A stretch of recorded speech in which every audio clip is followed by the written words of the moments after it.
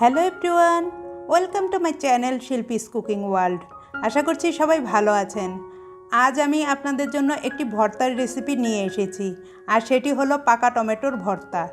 বাংলাদেশের হোটেলগুলোতে টমেটো ভর্তাটা যেভাবে তৈরি করা হয় সেই রেসিপিটি আমি আজ আপনাদের সাথে শেয়ার করব। আশা করছি রেসিপিটি সবার খুব ভালো লাগবে। রেসিপিটি ভালো লাগলে আমার চ্যানেলটি সাবস্ক্রাইব করে পাশে থাকা বেল আইকনটি ক্লিক করবেন। চলুন তাহলে রেসিপিটি দেখে নিই। পাকা টমেটোর ভর্তা তৈরি করতে এখানে আমি লাল টুকটুকে পাকা টমেটো নিয়েছি 800 গ্রামের মতো। প্রথমে এই টমেটোগুলোকে আমি ভালোভাবে ধুয়ে পরিষ্কার করে নিয়েছি। চেষ্টা করবেন পাকা টমেটো দিয়েই এই ভর্তাটা তৈরি করতে। এবার টমেটোগুলোকে মাঝখান থেকে ফালি করে নেব।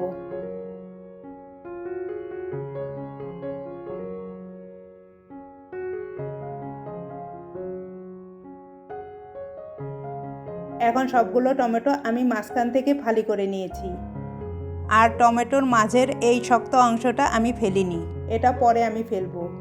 এবার টমেটোগুলোকে একটি বাটির মধ্যে নিয়ে নিচ্ছি। টমেটোগুলোর সাথে নিচ্ছি সামান্য লবণ, আর সেই সাথে নিচ্ছি হাফ চা চামচের মতো হলুদের গুঁড়া। লবণ ও হলুদ দিয়ে টমেটোগুলোকে এখন আমি মাখিয়ে নেব।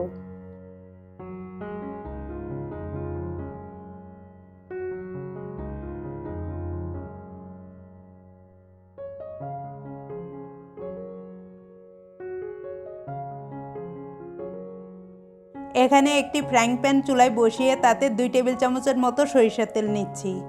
আপনারা এখানে সয়াবিন তেলটাও ইউজ করতে পারবেন। তেলটা গরম হলে এতে দিচ্ছি 5টি শুকনো মরিচ। আমি আজ ভর্তাটায় শুকনো মরিচ এবং কাঁচামরিচ দুটোই ইউজ করব। এবার শুকনো মরিচগুলোকে আমি ভেজে নেব।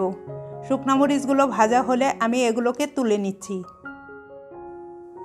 এখন ওই তেলেই আমি ফালি করা টমেটোগুলোকে দিয়ে দিচ্ছি।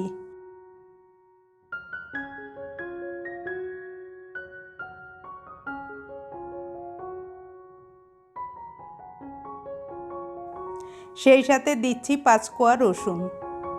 এই ভর্তাটায় রসুনের পরিমাণটা কম দিতে হবে। এবার টমেটো এবং রসুনগুলোকে মিডিয়াম আঁচের ঢাকনা দিয়ে ঢেকে পোড়া পোড়া করে ভেজে নেব। সেই সাথে টমেটোগুলো সিদ্ধও হয়ে যাবে। কিছুক্ষণ পর টমেটোগুলোর এক পিঠ ভাজা হলে আমি উল্টিয়ে আরেক পিঠ ভেজে নেব। সেই সাথে রসুনগুলোকেও উল্টিয়ে দিচ্ছি। আবার ঢাকনা দিয়ে ঢেকে দিচ্ছি। এখন টমেটোগুলো ভাজার সাথে সাথে সিদ্ধও হয়ে গিয়েছে। টমেটোগুলোকে এখন আমি তুলে নিচ্ছি। টমেটোগুলো পোড়া পোড়া করে ভাজার ফলে ভর্তাটায় একটি স্মোকি ফ্লেভার আসবে, ফলে ভর্তাটা খেতে বেশি ভালো লাগবে। টমেটোগুলোকে চুলা থেকে নামিয়ে আমি পুরোপুরি ঠান্ডা করে নিয়েছি। এবার টমেটো থেকে আমি টমেটোর স্কিনগুলো ছাড়িয়ে নিচ্ছি। সেই সাথে টমেটোর মাঝের এই শক্ত অংশটাকেও আমি ফেলে দেব।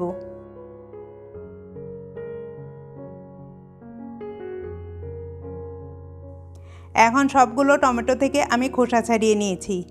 এবার আমি আগে যে শুকনো মরিচগুলো ভেজে রেখেছিলাম সেখান থেকে 3টি শুকনো মরিচ নিয়ে নিচ্ছি। এখন শুকনো মরিচগুলোকে হাত দিয়ে ক্রাশ করে নেব। ঝালটা আপনারা আপনাদের টেস্ট অনুযায়ী অ্যাড করবেন। এখন রসুনগুলোকেও আমি ম্যাশ করে নিচ্ছি। এখন সব কিছু একত্রে ভালোভাবে চটকে নিচ্ছি।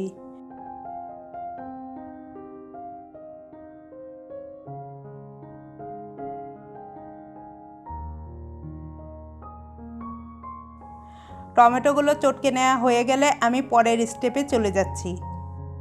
এখানে একটি ফ্রাইং প্যান চুলায় বসিয়ে তাতে 2 টেবিল চামচের মতো সরিষার তেল নিয়ে নিচ্ছি।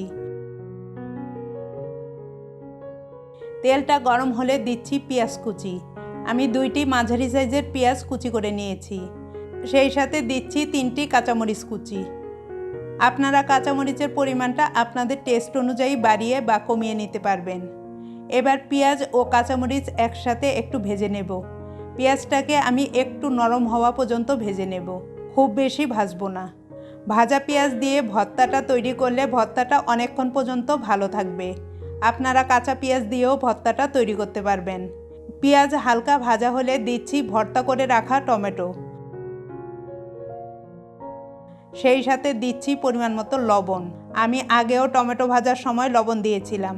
দিচ্ছি খুবই সামান্য হলুদের গুঁড়া। হলুদের গুঁড়াটা এখানে ইউজ করলে ভর্তাটার কালারটা সুন্দর দেখা যায়। এখন সব কিছু একত্রে মিশিয়ে কিছুক্ষণ জাল করে ভর্তা থেকে পানিটা শুকিয়ে নেব।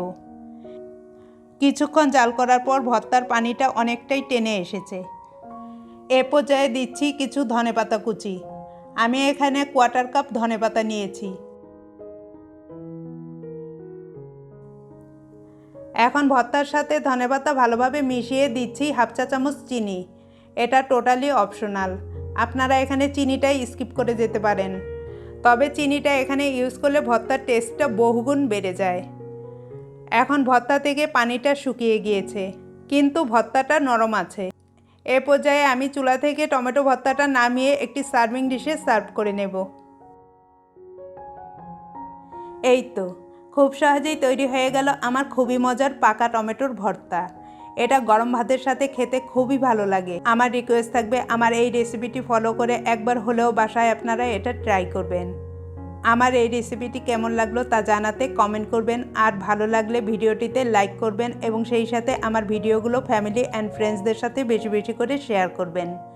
আজ এই পর্যন্তই। ভালো থাকবেন এবং সবাইকে ভালো রাখবেন। বাই।